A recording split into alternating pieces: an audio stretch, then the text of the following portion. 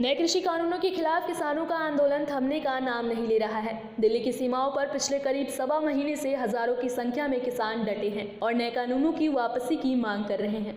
केंद्र सरकार के साथ किसानों की 7वें दौरे की बातचीत के बाद भी कोई हल नहीं निकल पाया है। दिल्ली की कड़कड़ाती ठंड और बारिश के बीच सरकार पर दबाव बढ़ाने के लिए आज 40 किसान संगठन ट्रैक्टर मार्च कर रहे हैं और दिल्ली को घेरने की तैयारी में लग गए हैं। किसान संगठनों का आज कोंडली मानेसर पलवल एक्सप्रेसवे पर ट्रैक्टर मार्च शुरू हो गया है।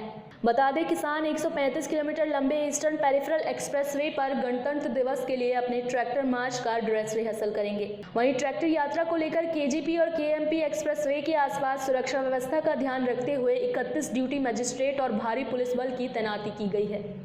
इस ट्रैक्टर मार्च का नेतृत्व भारतीय किसान यूनियन के राष्ट्रीय प्रवक्ता राकेश टिकैत करेंगे। राकेश टिकैत ने यात्रा के बारे में बताते हुए कहा कि यह ट्रैक्टर रैली 26 जनवरी की तैयारी है। हमारा रूट यहां से डासना है, उसके बाद अलीगढ़ रोड पर हम रुकेंगे, वहां लंगर होगा, फिर वहां से हम वापस आएंगे और नोएडा वाले ट्रैक्टर पलवल तक जाएंगे। उन्होंने कहा कि हम सरकार को समझाने के लिए ये कर रहे हैं। दूसरी तरफ 8 जनवरी को किसानों की सरकार के साथ 9वें दौरे की वार्ता होनी तय है। अगर 8 जनवरी की बैठक से कोई हल नहीं निकला तो 9 जनवरी को किसानों द्वारा कृषि कानूनों की कॉपी जलाने की तैयारी है। साथ ही 9 जनवरी से ही हरियाणा में किसान संगठन घर घर जाकर लोगों को जागरूक करेंगे।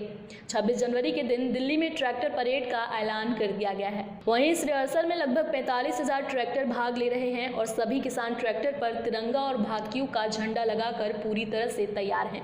दूसरी तरफ इस मार्च को सरकार किस तरह से हैंडल करेगी वो देखना होगा, लेकिन वहीं इस मार्च से आम जनता काफी प्रभावित होगी, जिसको लेकर एनएचआई के अधिकारी ने कहा कि किसानों के ट्रैक्टर मार्च से दोनों प्रमुख हाईवे पर यातायात प्रभावित होगा। उन्होंने कहा कि ईस्टर्न पेरिफेरल एक्सप्रेसवे पर प्रतिदिन लगभग 50,000 यात्री कारें गुजरती है, जबकि यूपी मार्ग पर लगभग 80,000 वाहन गुजरते हैं। उन्होंने ये भी कहा कि ईस्टर्न पेरिफेरल एक्सप्रेसवे में ट्रैक्टरों की अनुमति नहीं है और अगर किसान मार्च निकालते हैं तो ट्रैफिक बाधित होगा।